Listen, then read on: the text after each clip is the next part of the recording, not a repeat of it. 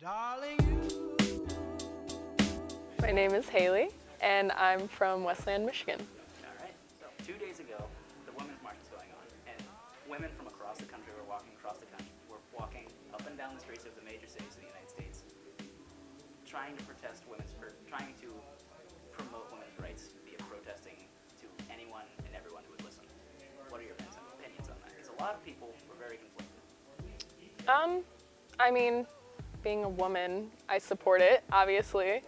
Not really personally a Trump fan, but, everyone has their opinions. I do think that there's no need for really riots at the moment, considering he hasn't done anything yet. I think we should give him a chance at least. But, I mean, at least they were being peaceful.